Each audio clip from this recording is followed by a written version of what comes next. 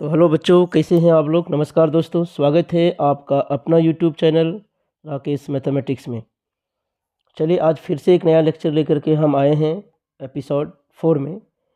ये चैप्टर का नाम है आपका डिफरेंशियल इक्वेशन, हिंदी में इसको कहते हैं अवकलनीय समीकरण।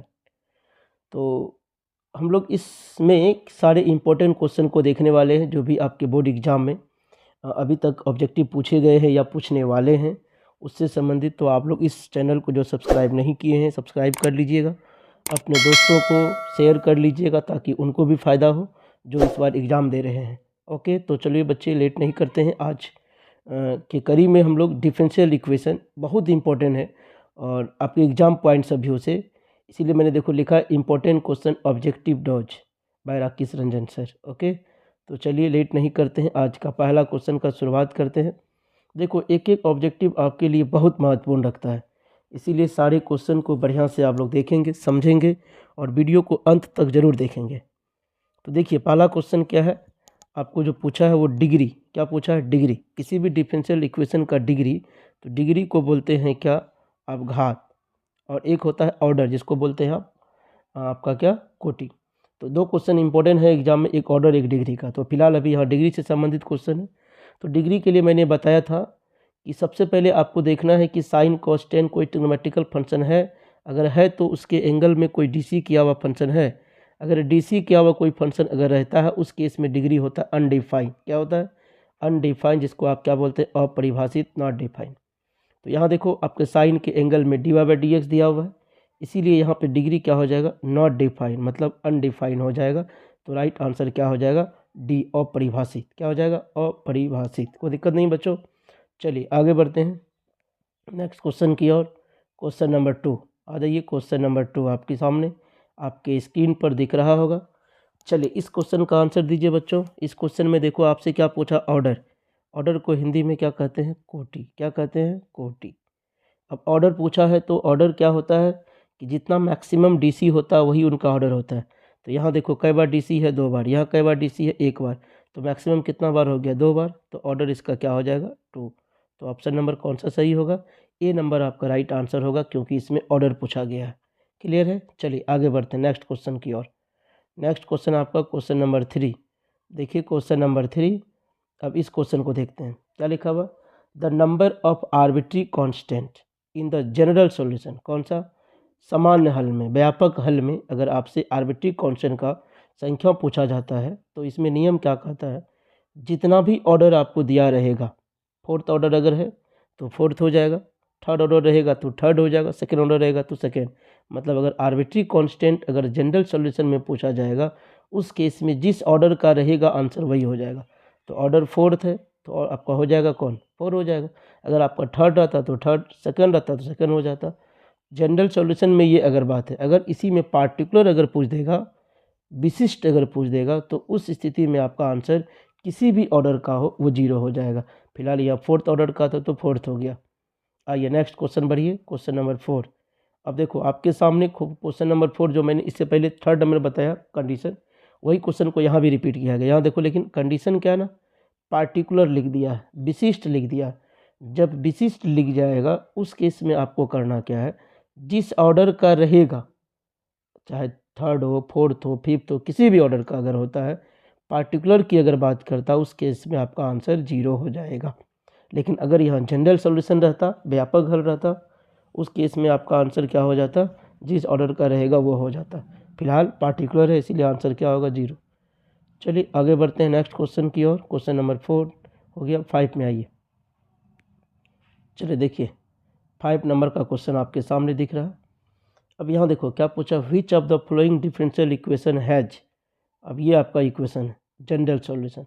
तो मैंने सबसे पहले, इससे पहले भी क्वेश्चन में बात किया है क्या, जितना number of arbitrary constant general solution की बात करेगा उतना बार डीसी करना होगा। तो यहाँ आर्बिट्री कांस्टेंट दो ठो, एक C1 एक C2। तो 2 बार जब डीसी करोगे तो पहला बार डीसी करोगे d y by d x, C1 constant बाहर ई पर पावर एक्स रह जाएगा, C2 कांस्टेंट बाहर ई पर पावर माइनस एक्स है तो माइनस आ जाएगा। फिर से करोगे तो माइनस माइनस प्लस हो जाएगा और ये पूरा का वैल्यू वाई। तो कहने का मतलब अगर आप देखोगे हो जाता d2y by d x square बराबर वाई। अब ऐसा ऑप्शन देखोगे, ऐसा ऑप्शन तो कहीं है नहीं, तो ये प्लस वाई को जब आप इधर लेते आओगे उस स्थिति में माइनस हो जाएगा। तो d2y/dx² माइनस y बराबर क्या होगा 0। तो ये ऑप्शन आपका कौन सा है? तो ऑप्शन नंबर आपका बी सही होगा। कौन सा होगा? बी। देखो मैंने क्या किया बच्चों, जितना नंबर अब आर्बिट्री कांस्टेंट है उतना बार डीसी करना है। 2 number arbitrary constant C1 C2 है तो 2 बार डीसी करोगे। जब डीसी करोगे ये पूरा का वैल्यू फिर से y हो जाएगा। तो d2y/dx² बराबर y हो गया। तो प्लस y को उठा के जब यहाँ लागू तो माइनस हो जाएगा। तो ऑप्शन नंबर कौन सा हो जाएगा? बी। चलिए आगे बढ़ते हैं नेक्स्ट क्वेश्चन की ओर। जो भी क्वेश्चन है आपके बोर्ड एग्जाम में पूछा हुआ क्वेश्चन है, इसीलिए वीडियो को अंत तक देखिएगा। 2023 में जो आप परीक्षा देंगे उसमें भी ये सारा क्वेश्चन में से कुछ क्वेश्चन आपको निश्चित रूप से देखने को मिलेंगे बोर्ड एग्जाम में, इसीलिए वीडियो को पूरा लास्ट तक देखिए आप। अब इस क्वेश्चन में देखो क्या बोल रहा है, ऑर्डर, कोटि और क्या बोल रहा है, डिग्री, घात।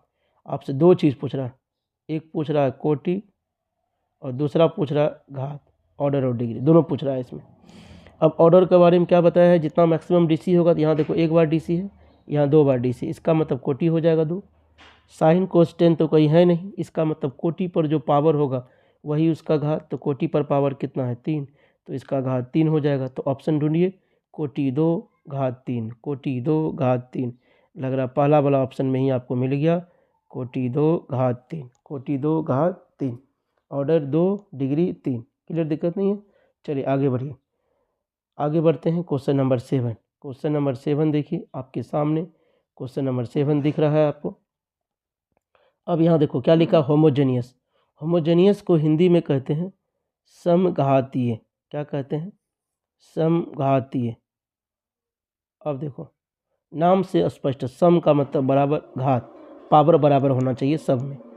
अब क्या कहता है, होमोजेनियस डिफरेंशियल इक्वेशन और फॉर्म dx/dy है। तो x है, जब ऊपर में dx रहेगा तो उस स्थिति में आपको ढूंढना है x बराबर vy। क्या ढूंढना है? vy। अगर आपका मान लो dy ऊपर में है और dx नीचे में है तो उस स्थिति में क्या ढूंढना है? y बराबर vx। अब आपको देखना ऊपर में कौन है, कि x है कि y है। तो ऊपर में यहाँ देखो x है, इसका मतलब x बराबर क्या चुनना है? vy। तो x बराबर vy है कहाँ? तो ऑप्शन नंबर x बराबर vy में सी नंबर ऑप्शन में दिख रहा है। अगर y ऊपर रहता, x नीचे रहता तो आपका ऑप्शन कौन सा हो जाता? पहला ऑप्शन हो जाता है। इसलिए ध्यान रखिएगा ऊपर में है क्या, ऊपर में x रहेगा तो x बराबर vy पुट करना, अगर y रहे तो y बराबर देखना आपको, है ना। चलिए आगे बढ़ते हैं, x बराबर क्या हो जाएगा? vy। चलिए आगे बढ़ते हैं। उन तक ज़रूर आप लोग शेयर कर लीजिए जो इस बार एग्ज़ाम देने जा रहे हैं, बोर्ड एग्ज़ाम, अपने दोस्तों को शेयर कर लीजिए ताकि आपके साथ साथ उनका भी भला हो सके, है ना। चलिए आगे बढ़िए। अब देखो क्या, which of the following is homogeneous. इससे पहले था समघातीय, सम मतलब बराबर, घात मतलब पावर। अब बताना है इसमें कौन होमोजेनियस है कौन नहीं है, मतलब सब में पावर बराबर है कि नहीं। चलिए तो यहाँ पावर 1 है, यहाँ देखो 1 है, लेकिन यहाँ नहीं है, 0 है, इसका मतलब ये नहीं होगा, समघातीय नहीं होगा।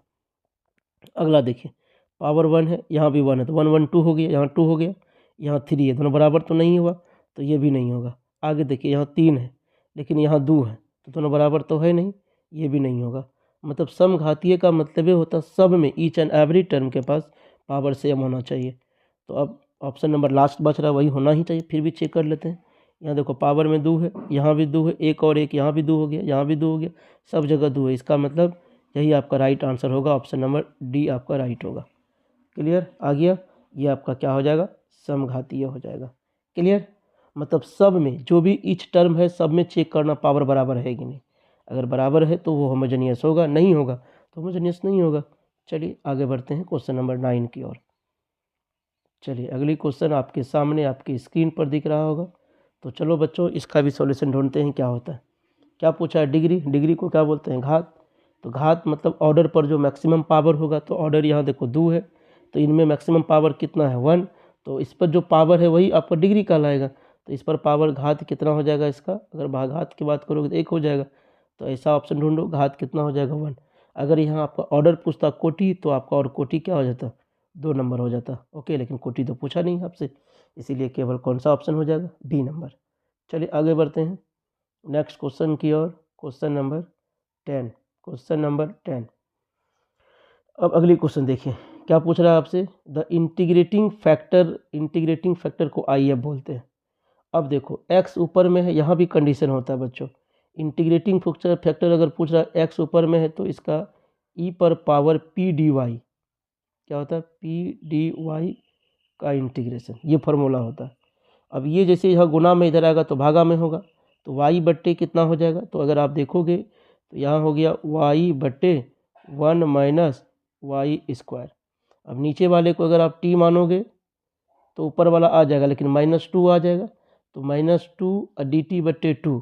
तो जैसे ही करो लॉग मोड टी, तो उसको पावर में भेज दोगे, टी पर पावर -2 हो जाएगा। तो टी पर पावर -2 जैसे ही लिखोगे तो बाहर निकालोगे तो 1 क्या हो जाएगा, टी पर पावर 1/2। तो टी का वैल्यू कितना दिया हुआ है, 1 माइनस वाई स्क्वायर माने थे, तो आपका ऑप्शन हो जाएगा कौन सा, 1/√1 माइनस वाई स्क्वायर, जो कि आपका ऑप्शन नंबर कौन सा दिख रहा है, ऑप्शन नंबर आपको डी में दिख रहा है। कौन सा, डी में, 1/1 माइनस वाई स्क्वायर। अगर इसको विशेष समझ में नहीं आया, डिटेल इसका सॉल्यूशन चाहिए, तो आप मेरे को क्या करोगे, भेज दोगे व्हाट्सएप पे, समझ में आ जाएगा, मैं बना करके भेज दूंगा। वैसे मेनली हुआ क्या था कि ये सबसे पहले मल्टीप्लाई में था, इसको डिवाइड में कर दिए, तो अब नया जो हमारा बन गया वो बन गया ऐसा। अब इसका इंटीग्रेशन करते आप, तो नीचे वाले को टी मानते तब ना ऊपर वाला आता, माइनस डी टी हो जाता, तो माइनस टी नीचे आ जाता, कॉमन लॉग का प्रॉपर्टी लगाते, तो आपका डी नंबर ऑप्शन में मिलता। ओके, चलिए आगे बढ़िए। नेक्स्ट क्वेश्चन नंबर 11 में आ जाइए। क्वेश्चन नंबर 11 में क्या पूछा है आपसे, 11 नंबर में क्वेश्चन में ऑर्डर पूछा। ऑर्डर को हिंदी में क्या बोलते हैं, कोटि। क्या बोलते हैं, कोटि। अब इसका कोटि जब देखोगे तो सबसे पहले डीसी ढूंढो, कई बार है भाई, यहाँ एक बार है, एक बार नहीं, यहाँ 2 बार डीसी है। जो ऑर्डर होता है जितना मैक्सिमम डीसी होता है वही उसका कोटि होता है, तो क्या होना चाहिए, 2। तो 2 वाला ऑप्शन कहाँ है, ए नंबर पे आपका 2 है, तो राइट आंसर इसका क्या हो जाएगा, ए नंबर आपका राइट हो जाएगा। क्लियर है बच्चों, चलिए आगे बढ़िए। नेक्स्ट क्वेश्चन नंबर आपका 12, चलते हैं 12 नंबर क्वेश्चन पे आ जाइए। Yes, question number 12। अब देखो फॉर्मूला बेस्ड क्वेश्चन आ गया फिर से आपका। अब देखो इसमें क्या पूछा है आपसे कि इंटीग्रेटिंग जब इनका फैक्टर निकालोगे, तो अभी जस्ट मैंने बताया था, अगर y ऊपर है तो e पर पावर p dx ढूंढना है। क्या ढूंढना है, p dx। अगर x ऊपर में तो e पर पावर p dy ढूंढना है। तो e पर पावर p dx कहाँ है, तो ऑप्शन नंबर आपका बी में है। कहाँ है, तो ऑप्शन नंबर बी में। तो राइट आंसर इसका क्या हो जाएगा, ऑप्शन नंबर बी आपका राइट हो जाएगा, e पर power p dx। Integrating factor को हिंदी में क्या बोलते हैं, समाकलनीय गुणांक। क्या बोलते हैं, समाकलनीय गुणांक, याद रहेगा। तो ऑप्शन नंबर क्या हो जाएगा, बी नंबर। ओके, चलिए आगे बढ़ते हैं बच्चों। Question number 13। जो भी बच्चों अभी तक चैनल को सब्सक्राइब नहीं किए हैं, सब्सक्राइब कर लीजिए, बेल आइकन दबा लीजिए, और आगे इस तरह का वीडियो आपको अपलोड होता है वो आपको सबसे पहले नोटिफिकेशन के माध्यम से मिलेगा। हम बोर्ड एग्ज़ाम के लिए प्रिपरेशन करवा रहे हैं, जो कि आने वाले 2023 का जो एग्ज़ाम बहुत ही नज़दीक आ गया है, उनके लिए हम लोग तैयारी कर रहे हैं, पूरा ज़ोर शोर से लगे हुए हैं। आप लोग भी लगे रहिए मेरे साथ साथ। dy/dx y/x। अब यहाँ भी आई एफ पूछा है, तो y के बगल में क्या है, 1/x। तो अगर फार्मूला बताते तो e पर पावर क्या होता है, p dx, तो 1/x और क्या होता है, dx इंटीग्रेशन। तो 1/x का इंटीग्रेशन क्या लिखते हो, log x हो जाता है ऐसा, e और log कैंसिल तो क्या बच जाता, x, ये प्रॉपर्टी ही होता है। तो ऑप्शन नंबर कौन सा हो जाएगा, बी आपका राइट आंसर हो जाएगा। क्लियर बच्चों, चलिए आगे बढ़िए। Question number 14। यस, अब आइए फर्स्ट क्वेश्चन नंबर 14 में देखिए क्या कहता है। क्वेश्चन नंबर 14 में क्या कहता है देखिएगा, the degree of the differential equation. अब डिग्री पूछा है आपसे, डिग्री का मतलब जो ऑर्डर होगा उस पर पावर, तो ऑर्डर ये है, इस पर पावर कितना है, देखो इस पर जो पावर है, आइए पहले कलर में चेंज कर लेता हूँ। यस, ऑर्डर जो होगा, ऑर्डर कितना है 2, इस पर पावर कितना है 1, तो इसका डिग्री घात क्या हो जाएगा, तो घात बराबर क्या हो जाएगा 1। तो घात 1 कहाँ है, तो बी नंबर आपका 1 है, तो यही आपका राइट आंसर हो जाएगा, ऑप्शन नंबर बी। क्लियर, चलिए आगे बढ़िए। Next question, question number 15। इस क्वेश्चन को भी देख लीजिए।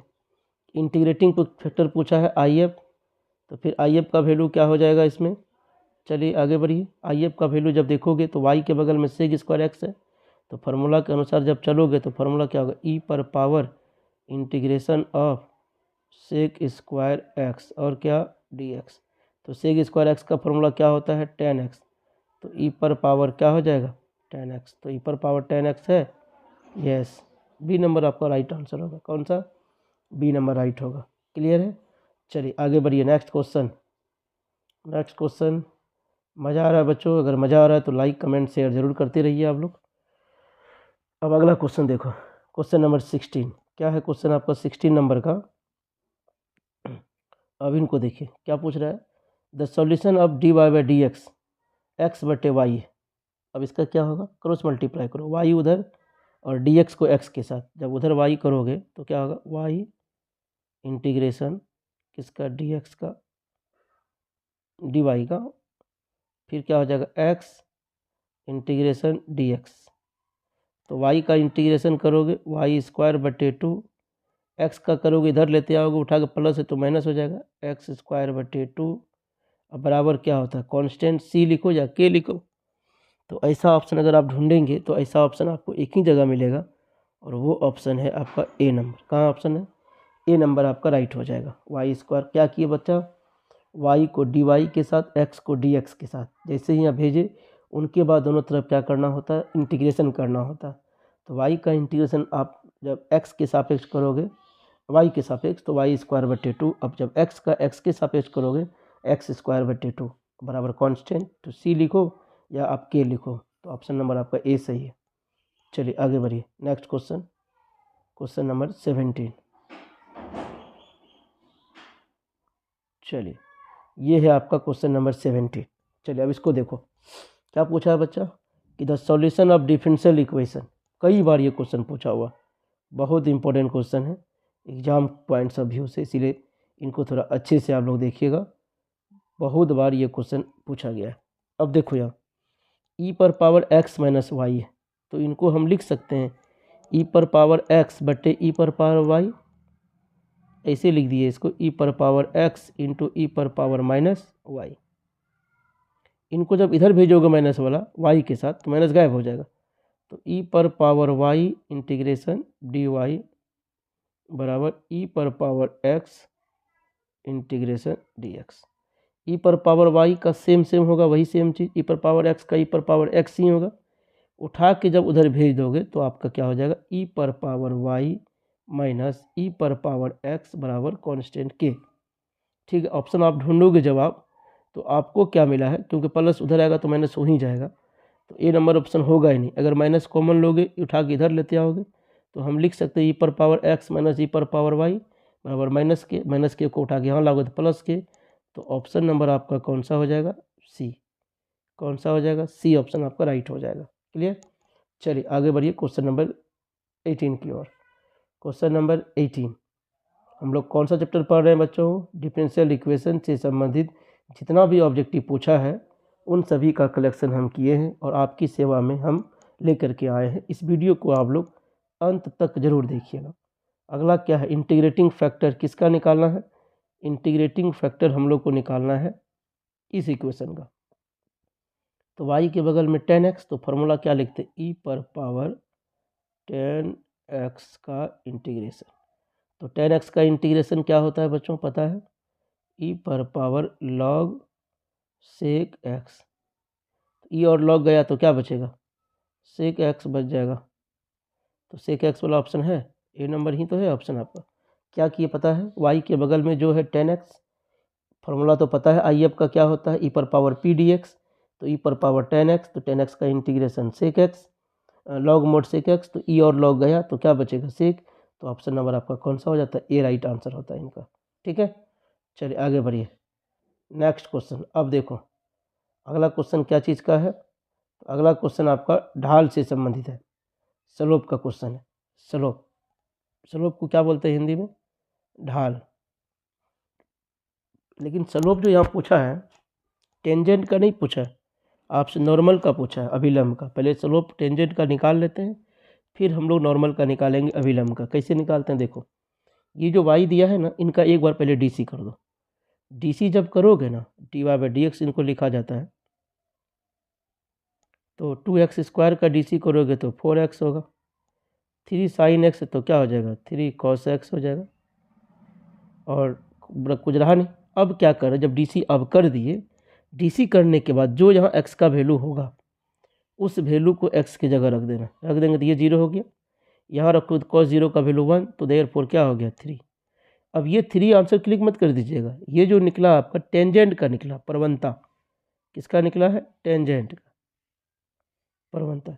अब जब नॉर्मल का पूछ रहा है आपसे, तो नॉर्मल का फॉर्मूला होता है, क्या होता है, -1/m। तो m मतलब स्लोप, तो निकला कितना है 3, तो क्या हो जाएगा -1/m, मतलब -1/3। तो ऐसा ऑप्शन कौन सा है, डी नंबर। क्या हुआ समझ में आया, -1 कितना m ढूंढना, ये फॉर्मूला ही होता है, तो -1/3 ढूंढना है। अगर आपसे टेंजेंट का पूछ लेता प्रवणता खाली, क्या होगा बताइए, उस केस में आपका आंसर 3 हो जाता, लेकिन आपसे पूछा है नॉर्मल का, इसीलिए क्या करना, जितना निकला है टेंजेंट का -1 उतना कर दीजिएगा। ये आप क्लास 11th में भी पढ़े हैं और 12वीं क्लास में भी है आपका। ओके, चलिए आगे बढ़िए। क्वेश्चन नंबर 20, चलिए क्वेश्चन नंबर 20 में आ जाइए। यस, अब देखो 20 नंबर क्या कहता है क्वेश्चन, उसको देखो। द रेट ऑफ चेंज, किसका रेट ऑफ चेंज है, तो रेडियस का रेट ऑफ चेंज है, area of circle with respect to radius. मतलब सर्कल किसका, तो सर्कल का एक एरिया का रेट ऑफ चेंज किसके रिस्पेक्ट में, रेडियस के रिस्पेक्ट में। इसका मतलब एरिया बराबर सर्कल का होता है क्या, πr²। अब इनको क्या करना है, आर के सापेक्ष DC करना है, A/dr। तो पाई कांस्टेंट, नियम क्या कहता है, पावर को उतारिए पावर में घटाइए, तो जब देखोगे तो क्या आता है 2πr। अब r का वैल्यू कितना दिया हुआ 6, तो r का वैल्यू यहाँ 6 रखिए, तो क्या हो जाएगा 2 गुना 6 गुना पाई, तो 6 दूनी 12 पाई, तो 12 पाई। देखो ऑप्शन नंबर कौन सा है, बी नंबर आपका राइट है। क्या हो जाएगा राइट आंसर 12 पाई, क्या हो जाएगा 12 पाई। क्लियर, तो ऑप्शन नंबर आपका बी राइट होगा। बच्चों को दिक्कत तो नहीं हो रही है, ये 20 क्वेश्चन हमने देखा है, और इस वीडियो को पूरा अंत तक देखिए आप लोग, शुरू से लेकर के, फिर मैं अगले एपिसोड में अगला लेकर के आऊँगा। और जो ऑफलाइन क्लास करना चाहते हैं, हमारा batch, first batch 12th class की जो 2023-24 सेशन का होगा, वो शुरू होने जा रहा है 16 जनवरी, याद रहेगा आप लोग को, 16 जनवरी, जिनका समय है 8 बजे से 9 बजे तक। ये पहला बैच है, फिर अप्रैल में शुरू होगा, फरवरी में शुरू होगा, मार्च में शुरू होगा, एक एक महीना अंतराल में सब शुरू होगा। लेकिन पहला बैच जो शुरू हो रहा है, कब हो रहा है, वो 16 जनवरी को शुरू होगा हमारा पहला बैच। ठीक है, याद रहेगा बच्चों। तो ऑफलाइन कहाँ मिलेगा क्लास, तो Rangbhumi Chowk, college road, Purnia. Mobile number इतना है। और इस वीडियो को आप क्या कर दीजिए, लाइक शेयर कमेंट ज़रूर करते रहिए, ताकि मुझे और भी एनर्जी मिले इस तरह का वीडियो बनाने में। कोई दिक्कत नहीं। तो चलिए बच्चों, मिलते हैं हम लोग अगले क्लास में, तब तक के लिए धन्यवाद, टाटा बाय बाय।